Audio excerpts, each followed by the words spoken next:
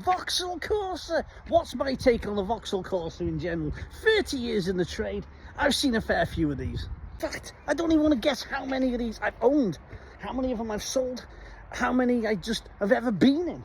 It's a scary number because they're not great cars, but they're great cars. Now we'll jump to this one in a minute, but this is a Corsa D. Now most people would see it as a Vauxhall Corsa, or in this case, a Corsa Breeze, which means absolutely nothing really, to be fair.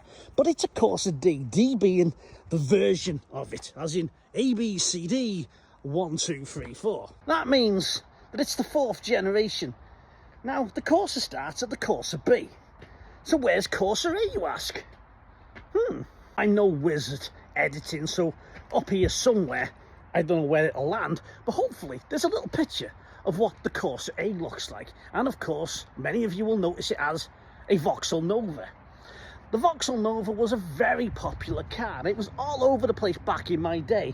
Now, I personally couldn't stand it. I hated it. But while people would drive around in Vauxhall Novas, I tended to be in Cavalier SRIs and stuff like that. So it just wasn't the classic car that I was ever really interested in. I went in many of them. They were very basic. They didn't even have door panels that went all the way to the top. They were very tinny.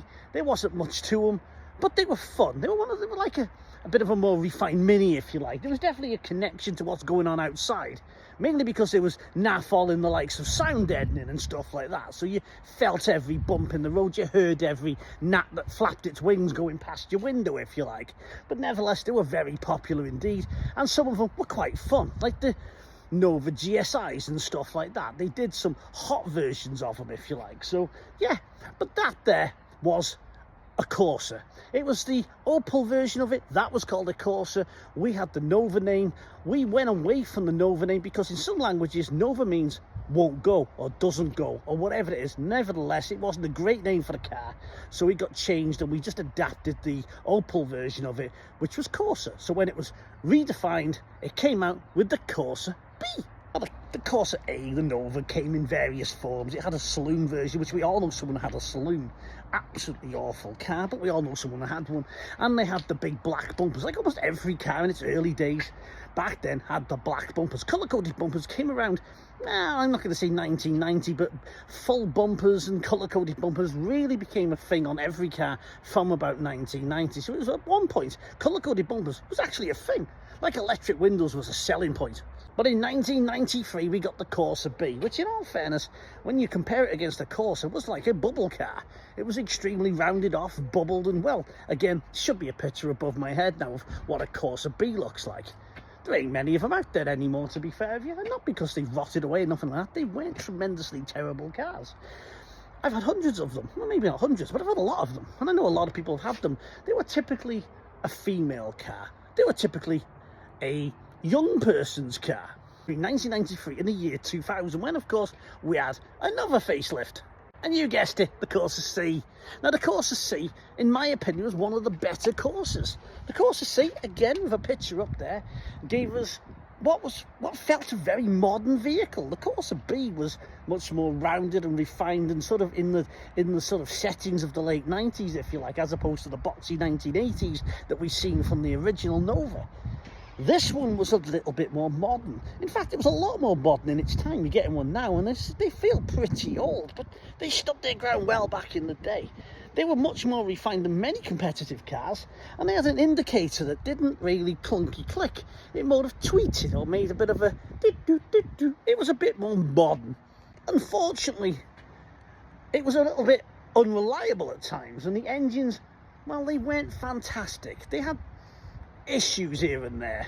The cars, I think, were built a little bit quicker, but in all, they sold extremely well. I mean, like, super well.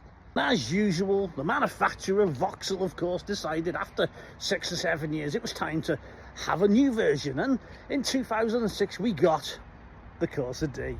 This is the one we see here again. Good old Corsa D over here. Well, what can I say about this car? Well, this was again a far more modern version than the last one. Again, it had gone a little bit more rounded, a little bit more pointy, if you like, that the lights were longer. They made a habit of making lights longer and narrower, and things were a little bit more rounded but not bubbled like the old original Corsa. Or, well, I say original, I mean the second generation of the Corsa. They were better cars, far more refined once again, and they pretty much all had mod cons you would have considered state-of-the-art in other cars. Of course, we have things like remote central locking as standard by the time we got to 2006, which of course you didn't get on the A and the B. You know, we have tinted windows out of the factory, high wheels on cars that aren't wearing a GSI badge. Options became available like this one with the glass panoramic roof. Yes, they had lots going on for them. It was in fact the best version of the Vauxhall Corsa that we'd seen to date, which is the point really in evolving cars, that they get better. And that, again, sold very, very well. In fact, it was so popular that its revision did something that most of the other cars had kind of not done. See, all the original cars have been dramatically different. From the A to the B, we went very bubbly. From the B to the C, we went more sort of right-angled and a little bit more sort of modern, if you like. And then, of course, we go to this car, which we see over there again, and that was a completely redesigned all. It was a fatter car, it was a bigger car, it actually gone bigger and stuff like that. All cars have gone bigger, we know that, but it was much different. But when we go to the next generation, you can still see the relationship very, very closely. It's 2014, and all we really get is a slight difference. This car up here, and it's just a few bit of different lights. We had a facelift version of that in 2010. They facelifted the D, you know what I mean? But when the Corsa E came out in 2014, you could tell its relationship very closely because the formula worked very, very well. The car was a great size for parking. It was a very popular car. People liked it. And when it comes to sales, I've sold dozens and dozens of all the versions, although not the Corsa E because it's far too new. They're coming about. And of course with the Corsa E, they have infotainment systems, they have streaming off your phone, they have connectivity to your phone, they have a lot of stuff going on. There are options. My dad bought one once that would park itself for you. It's a Corsa, for Christ's sake. Of course they had to redesign it at some point, and they did. And they did step away from the popular design. They stepped away from the D and the E type, and they went to the F, and the F, well, it's a Peugeot. They started prattling about electric drivetrains and various other bits of rubbish and manufacturing in China and stuff like that.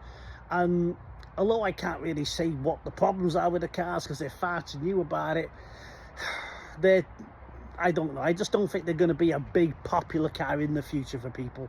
I think the later one before that, if you like, the Corsa E, I think that's going to be very popular. I think that's going to be just as popular as the Corsa D because, well, that's a Jaguar, that's the Corsa D. But, yeah, in all, Vauxhall Corsa, fantastically popular. Problems with them? Well, the Corsa Cs and the Ds, they've not got the best of head gaskets and engines. They've got timing chains which can rattle, and if they're too bad, they can jump the timing. They've got rust issues up and down on them, and they weren't made with the best of materials. And as cars get more modern, the electrics can be a bit of an issue. You know, switches can get a bit dodgy, like that one over there. The sunroof, you have to press the button a couple of times to make it closed, and back in the old days you had a handle. So the more things develop, the better things get, the more problematic they become at later dates, if you like. I just can't wait till stop-start systems start turning us off at traffic lights and we can't start our cars anymore. The Vauxhall Corsa pretty much nails almost every other car in sales. Ford Fiestas sell extremely well, but this is the whole factor that small cars sell very well. And they sell very well in the second-hand market because they're cheap cars. You get a lot of car for your money. They appeal to younger people with less money. They appeal to first-time drivers. Although the Vauxhall Corsa, unfortunately, due to its fame with the youth, has become associated with the younger, more erratic drivers, the boy racers, if you like. And therefore, insurance policies on them can be more expensive. So if you're looking for a car and you like a Vauxhall Corsa, well, it's missing. There it is. You may want to consider some other options. Fiestas, a little bit better maybe on insurance, but not tremendously because, again, they have the same attachment. You want a car really that no one else would be seen in? no one else wants, and you might find your insurance a bit cheaper, but you're going to want what you're going to want. And as long as it's not a Volkswagen Golf, I'm happy to help.